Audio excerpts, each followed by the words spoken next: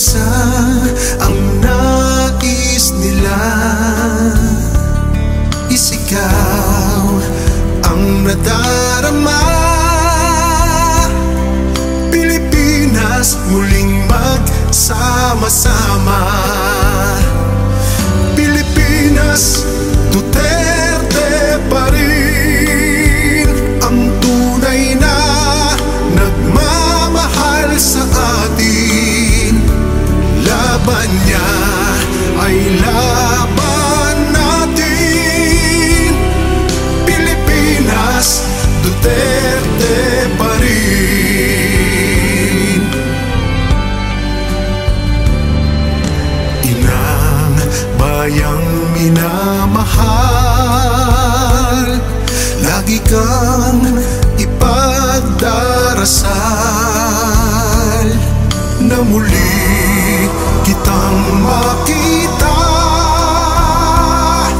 Pilipinas, bangon, may pag-asa pa. Pilipinas, Duterte pa rin ang tunay na nagmamahal sa atin. Laban niya ay laban natin. Pilipinas, Duterte pa rin. Pilipinas, Duterte pa rin ang tunay na nagmamahal sa atin. Laban niya ay laban natin. Pilipinas, Duterte pa rin. Pilipinas, Duterte pa rin.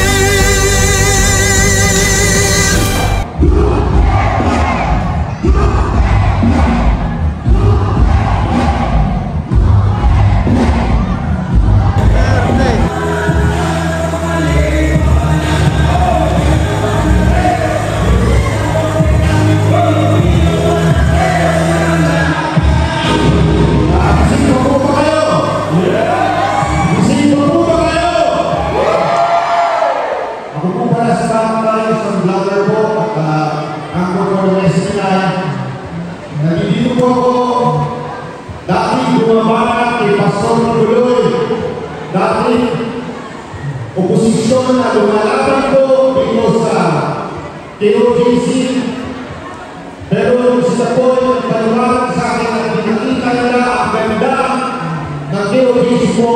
Nakumbinsi po ako na ito si Pastor Kibuloy ay hindi lamang panggawa.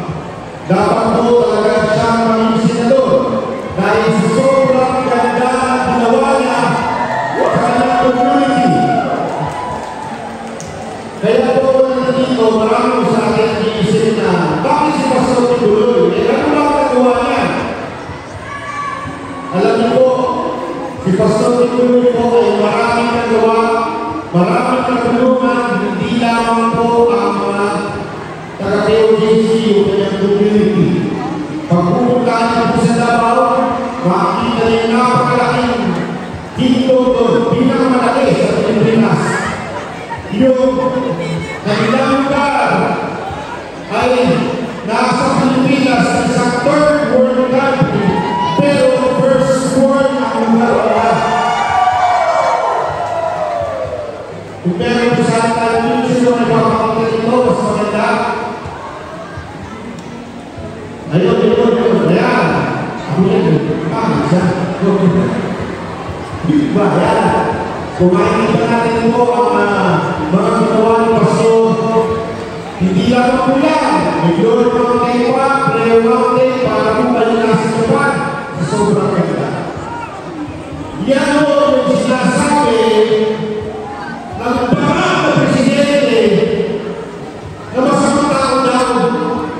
Paano isang puno magpupuna ng masama kung ito'y napakaila, di ba? Yes! Nakakita ko pa kayo ng isang mangga na bumunga ng bayabas. Malaki yun.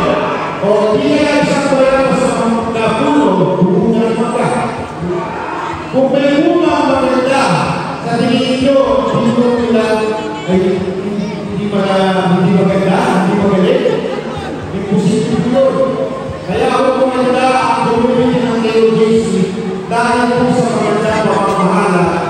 Pastor Tuloy. Kaya mga kabayan, sana o, kainin ko lang, sana o sa mga hindi taga-religious dito, magsalit-sit tayo, huwag po tayo maniwala basta-basta sa kwento. Dahil ang tunay ng fake news ay nagagaling mismo sa mga nangyari. Ngayon nga, meron silang bayan ng bakit, nasa mga nangyari. Bakit kaya? Sinasaburan ng gobyerno. At sinasabi, yung panahon ba ng Pangulong Duterte sa gulo, yung panahon ngayon ay maalis na. Naniniwala kayo? Naniniwala kayo na maganda ng peace na safety ng ating bayan ngayon? Kung ano yung sa mga balita, ang dami mo dyan, kayo ang mga bata, inahasa, baby, inahasa. Bakit? Dahil libre ng droga ngayon. As madali na makabili ng droga ngayon. Kaya mga kababayan, sana dito sa dapat ng eleksyon, huwag natin pangulutan na mapulutan team ang ating gobyerno. Sabi nila yung mga PBB, mga inutusan ng universidad, mas okay yun kaysa sa inutusan ng gabi. Magubili ng gabi, di ba? Kaya mas okay yun yung inutusan ng universidad. Bago po sa lang po kayo ng college na loob, magiging na partner sa namin dito. Malamig ako, siyempre, ang ating kaibigan sa Congressman Remo Benita. Yan po ang pakakabaan ng Fort Bakil. Nakayo kayo din yan po sa Congressman Benita. At siyempre, ang matigas ito, nakakaaroon sa mga partner nito, si Congressman Sardina, pagkakang araw, pagkakang araw. Yung pinagpili tayo dito, di ba? Sila na po malaki ito mga sa mga batakas ito mga kaya sa lulo ng mga kaya ito pala. Ito BB, parties, siyempre, mga ABB. Ayan po, ay kama po, parang sa laman, kung gusto ka ng ba, magulay po tayo lahat. God bless you, everyone. Napakakatawa, dalawang bagay. Dalawang letra. PP. Hindi po ba siya na? PP. Puso. Puso. Ipagkakaya natin sa ating mga kapal na ibugan. Puso. Ibigay natin, pakilala natin ng PPP. Pangalawa, panalangin. Okay? So, let's always pray for our country. Maraming salamat po.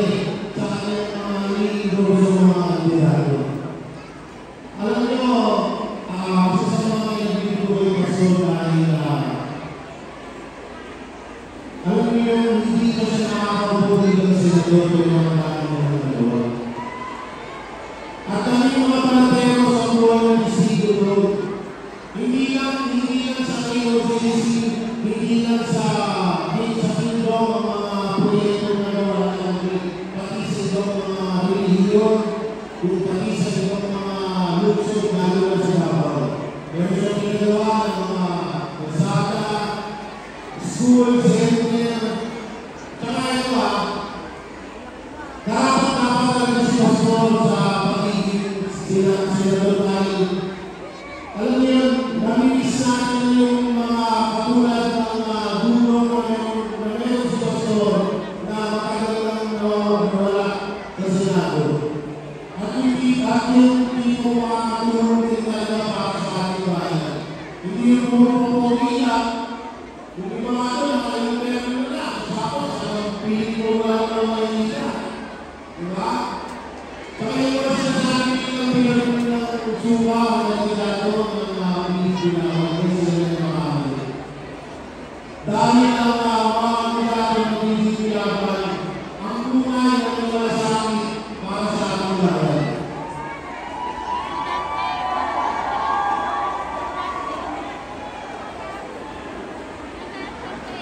Hindi lang. Nakakailan. Alam nyo, sa mga kailangan dito ay Pastor una yung nagawa o nangyayari doon sa Hindog.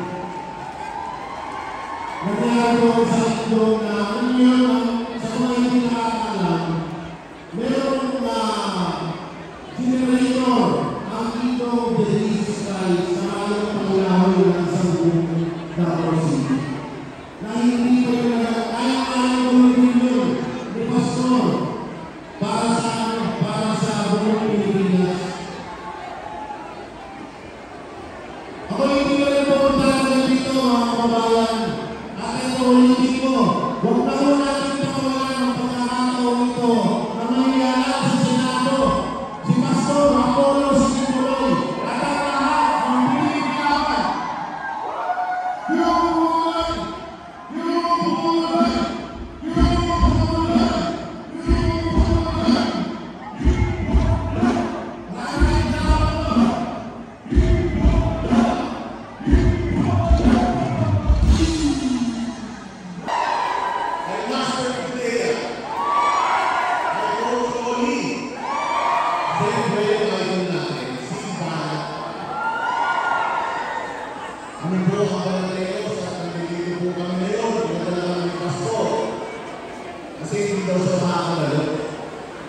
Kaya ako muna ang sasalita para sa kanya. Si Pastor Apollo Sinuloy po kayo ay nagbabakasyon sa kulungan. Dahil siya po ay kaibigan ng ating pinakamagaling na presidente na si Pangulong Rodrigo.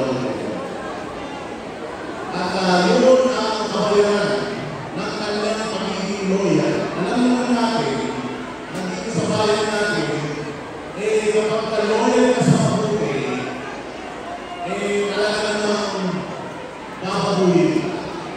Naniniwala ka ito. Kaya gusto na natin papabuhin yun. Ngayon na ba ang Pilipinas sa disiplina ng KOJC?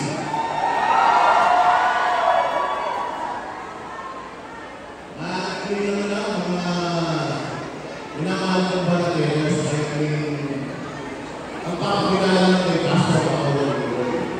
Marami sa akin kilala na siya bilang isang successful na evangelist. Successful yung kanyang simbahan, successful yung kanyang karir.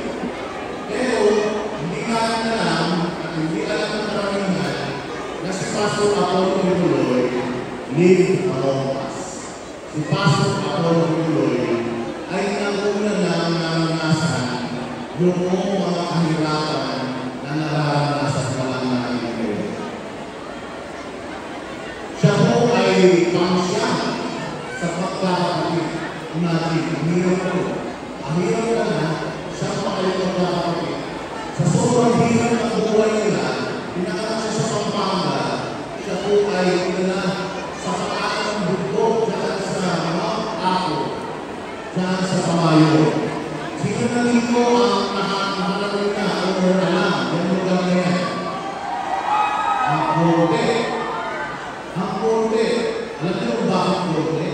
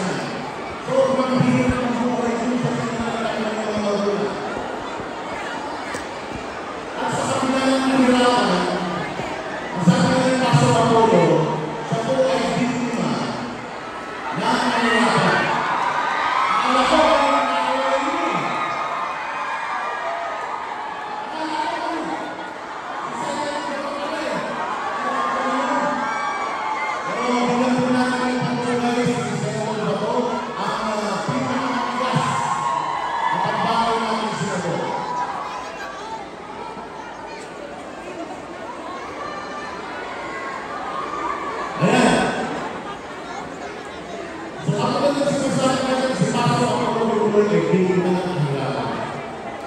Kaya po, from hindi mahirap, yung sinasabi na pinagawin ng sila.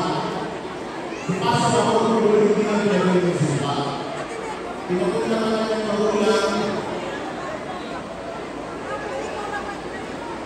Okay.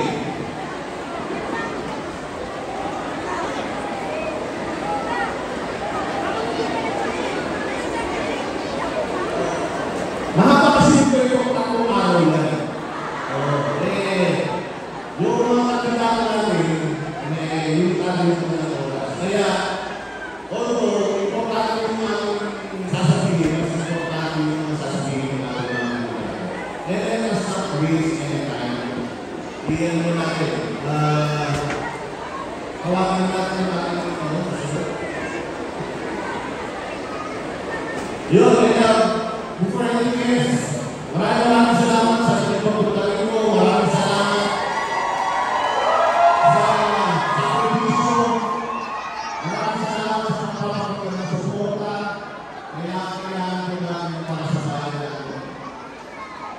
Ito po yung mga kailangan natin sa si number 10, Jimmy Bono, number 22, Senator De La Rosa, number 28, Mr. Manasaki, Senator Bongo, number 30, Attorney J.D. Hilo, number 34, Attorney Roland Dino, number 38, Congressman Attorney Magdalena, and number 56, Attorney Vic Rodriguez, number 58, Philip Ipe Salvador,